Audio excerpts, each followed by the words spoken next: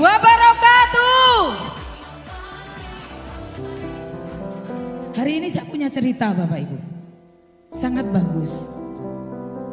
Saya boleh cerita? Saya boleh cerita? Boleh. Dahulu kala ada sebuah kerajaan namanya Antabranta. Dan sang raja ingin membuat sayembara. Akhirnya dipanggillah Hulu Balang. Hai Hulu Balang, kemarilah. Saya ingin membuat sebuah sayembara. Sayembara apa sang raja? Saya akan membuat pertandingan berlari untuk rakyat Antabranta. Siapa yang bisa melewati lapangan stadion kerajaan ini hingga pintu keluar, maka dia akan jadi pemenang. Dan hadiahnya adalah emas, intan, berlian, dan apa saja yang mereka minta akan aku kabulkan.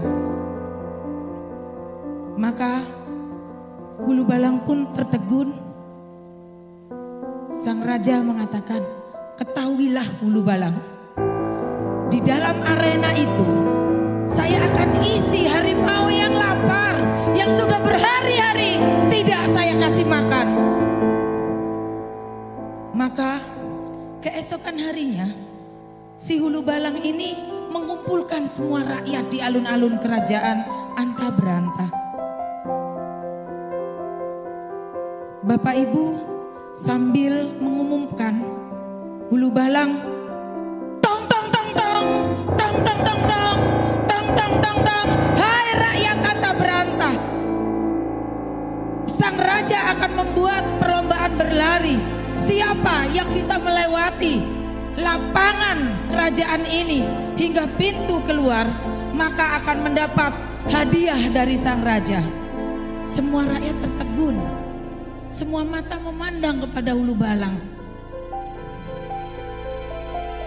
Perlombaan lari itu akan ada puluhan harimau lapar di dalam arena. Terbayang betapa takutnya rakyat. Tetapi Bapak Ibu, dari semua rakyat yang ada 3 orang yang siap menjadi kandidatnya.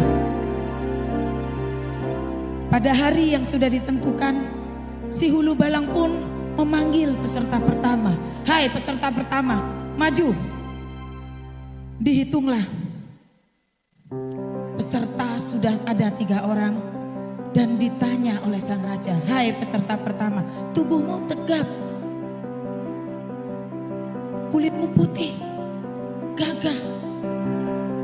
Siapa namamu? Charles sang raja.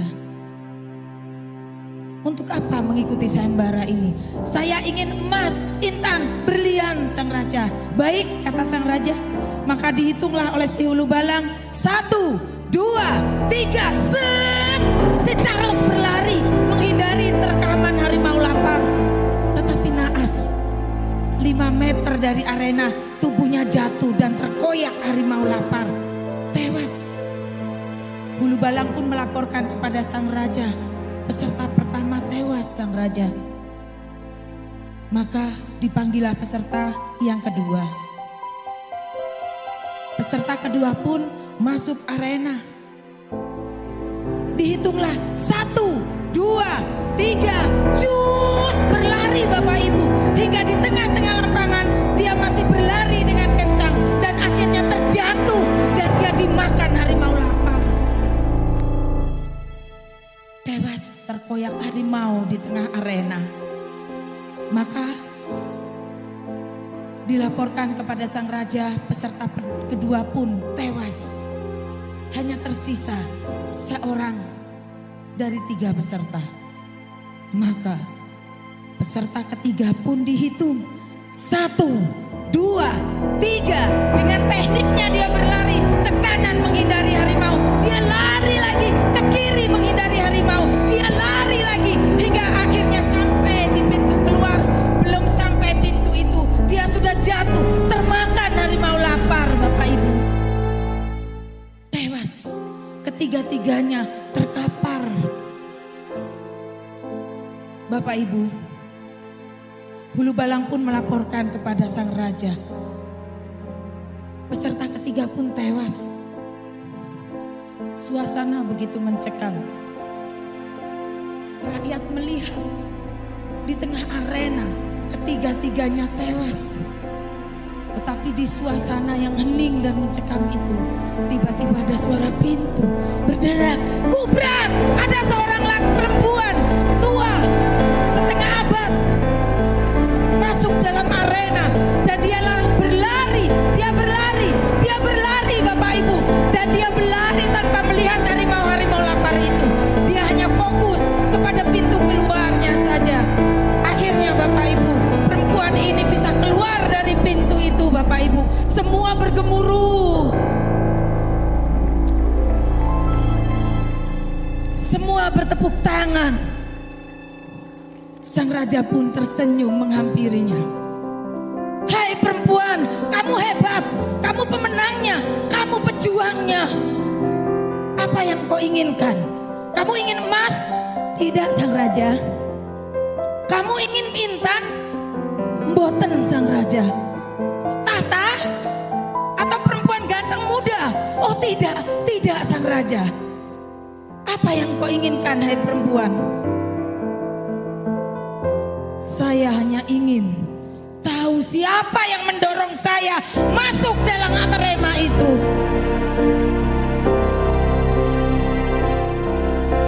"Siapa namamu, hai perempuan?" "Uri, sang raja."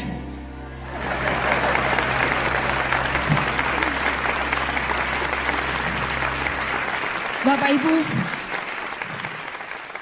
cerita ini adalah cerita saya. Saya masuk dalam arena ini karena terpaksa. Karena sudah capek miskin Bapak Ibu. Saya seorang PNS puluhan tahun. SK belum keluar udah diajarin ngutang. PNS, TNI, tentara, seragamnya aja trempel-trempel, tapi orang gablek duit.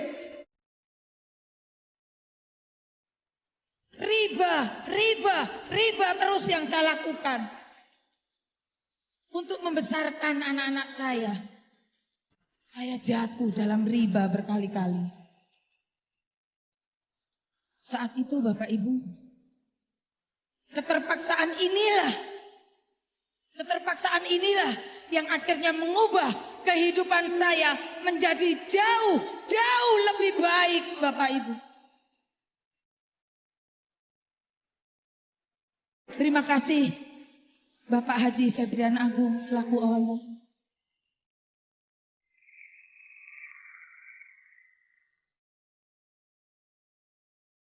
Terima kasih Bapak Haji Adan Haris.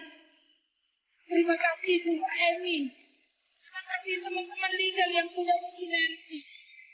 Terima kasih suami, anak-anak, dan tim mantap hebat di seluruh Indonesia. Terima kasih. Bapak Ibu, 3 tahun yang lalu saya menjadi PNS yang menggantungkan hidup dari hutang yang satu ke hutang yang lain. Untuk mencukupkan kehidupan kami, saya ingin membantu ekonomi suami saya. Akhirnya saya harus berhutang. Untuk saya jadikan modal. Saya jual spray, jual karpet, naik sepeda motor dari kampung ke kampung. Menawarkan dengan 10 kali cicilan. Tetapi jangankan keuntungan, modal tidak teraih Bapak Ibu. Bahkan yang ditagih lebih jahat dari yang ngutang. Modal saya habis. Pikiran saya negatif. Saya tidak percaya bisnis. Bisnis itu sulit. Jualan tidak gampang. Pikiran negatif mempengaruhi saya. Hingga saya ditawarkan bisnis networking lain. Bisnis ini, bisnis itu, ikut ini, member itu. Semua tak ikuti. Tapi semua tidak ada yang bikin saya sukses. Semua membuat saya menumpuk barang saja. Di tengah-tengah kegalauan saya secara ekonomi, diundanglah saya di suatu bisnis. Undangan pertama hadir. Saya datang. Kira-kira undangan pertama saya datang enggak? Enggak. Karena saya berpikir kalau saya datang disuruh gabung member. Kalau enggak member suruh dodolan. Suruh dodolan barang. Saya ora iso. Maka undangan kedua saya menolak lagi. Undangan ketiga saya menolak lagi. Saya membuat segudang alasan untuk saya tidak hadir di presentasi itu. Undangan ketujuh saya kehabisan alasan. Saya sungkan. Akhirnya saya datang terpaksa.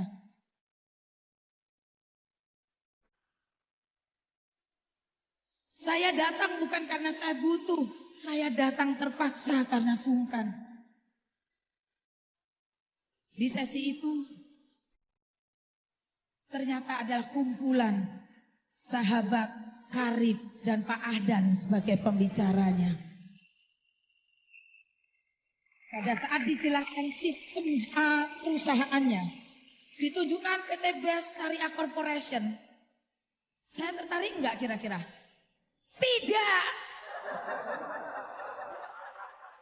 Pada saat ditunjukkan produk-produknya, saya langsung ngomong, ini demi kok komang dodolan barang-barang ini. Saya nggak tertarik. Tapi diberitahu sistemnya, solusi yang dibuat oleh Pak Haji Febrian Agung. Hanya dengan modal 2.100.000 mencari 2 orang, saya akan dapat 1,67 miliar. Di situ saya mulai terhenyak. Di situ mata saya mulai fokus. Saya dengarkan. Dengan harapan, dengan impian, saya bawa pulang Bapak Ibu. Saya ceritakan ke suami saya. Dengan semangat, dengan antusias, suami saya hanya mengatakan, enggak usah gabung, nanti tertipu lagi. Saya tidak berhenti. Saya cuma cerita mobil gratis, lunas hutang, mobil gratis lunas hutang hingga 3 hari lamanya. Dan suami saya muak Bapak Ibu. Dan suami saya mengatakan, silahkan gabung duitmu dewe. Sementara gaji tinggal sisanya. Satu-satunya jalan sebagai seorang PNS. Kalau nggak punya uang, PNS kemana larinya? PNS nggak punya uang, lari kemana? Hutang lagi Bapak Ibu. Masuk bisnis ini saya berhutang. Di kantor menghadapi komandan saya dikatakan, Bu Wuri hutangnya masih banyak. Panjangkan saja komandan, saya mau jadi pengusaha, saya kata.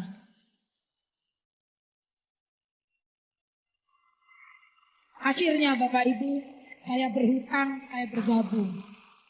Saya ngomong lagi ke suami, aku sudah gabung duit utangan. 3 hari suami saya diam dan saya tidak disapa Bapak Ibu. Alhamdulillah. Berkat bimbingan seorang bapak, seorang mentor, seorang leader luar biasa. Berkat tangan dingin beliau, Bapak Haji Adan Hari. Saya bisa menjalankan usaha ini bersama mitra-mitra saya. 2 bulan, 10 hari. Tembus mobilio pertama saya. Lewat kemurahan hati Bapak Haji Febrian Agung. Sebagian uang itu saya pakai untuk menutup hutang saya dan suami.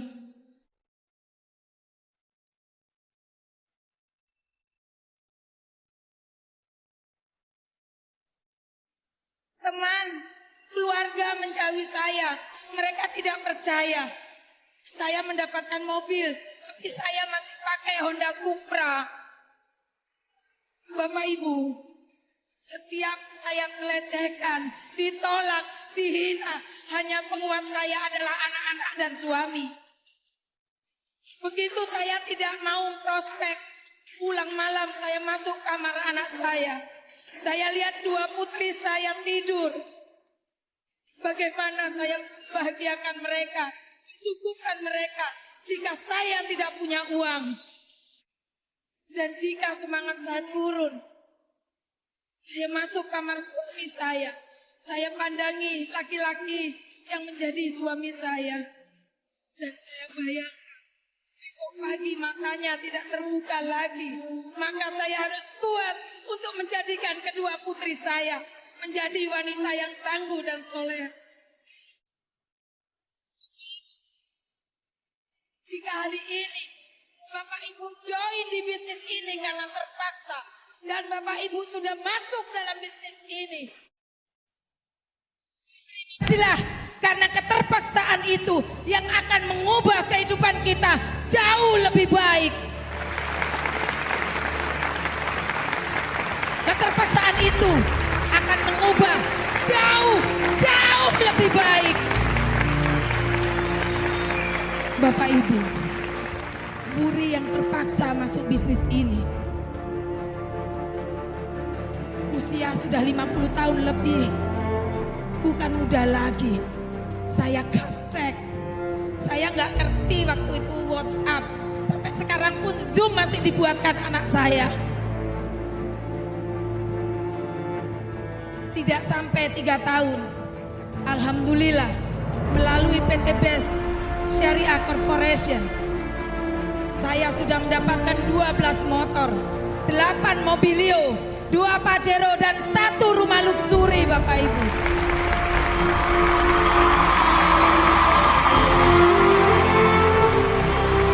Bapak Ibu, jika Wuri yang gaptek bisa, saya yakin Bapak Ibu akan bisa. Keterpaksaan ini akan menjadi momen menjadikan kita sukses di bisnis ini, Bapak Ibu. Jika hari ini Bapak Ibu kita dihina, kita ditolak, kita dilecehkan, persetan yang penting sukses.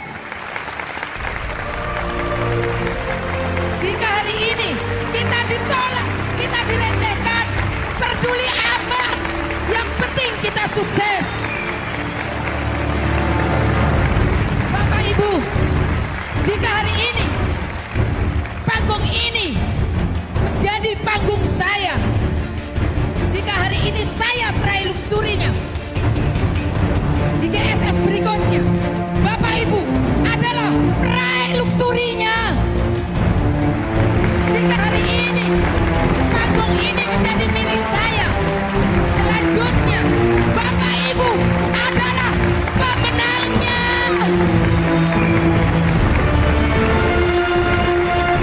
Bapak Ibu, saya Muri Founder Tim Mantap. Wassalamualaikum warahmatullahi wabarakatuh. Berikan aplaus yang paling meriah untuk Ibu Wuri Priyayati. Lebih meriah lagi. Mana tepuk tangannya?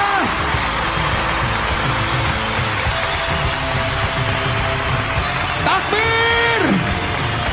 Takbir! Takbir! Sekali lagi aplaus yang meriah untuk kita semua yang hadir pada hari ini. Bagaimana tadi Bapak Ibu melihat, mendengar sebuah cerita yang sangat luar biasa. Berawal dari keterpaksaan, dijauhi oleh suami, berproses sehingga akhirnya mendapatkan kesuksesan. Maka tidak penting siapa kita di masa lalu, yang paling penting adalah kita berjuang, berjuang, berjuang, berjuang, sukses, sukses, pasti kita raih. Aplaus untuk kita semuanya. Ini pesan bagi Anda yang katanya seorang perempuan, yang katanya seorang wanita yang katanya lemah. Ibu Wuri mampu membuktikan bahwa wanita itu kuat, wanita itu tidak lemah.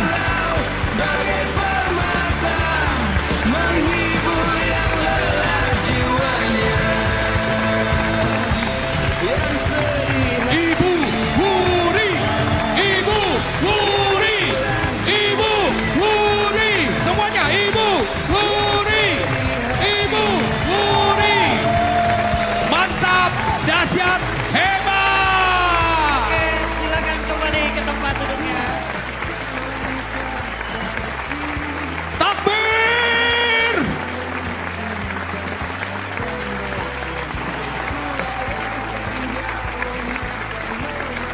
lagi silakan kembali ke tempat duduknya Bapak Ibu. Seperti yang tadi kami katakan, bahwa kita mendapatkan pelajaran yang dahsyat di sesi terakhir ini.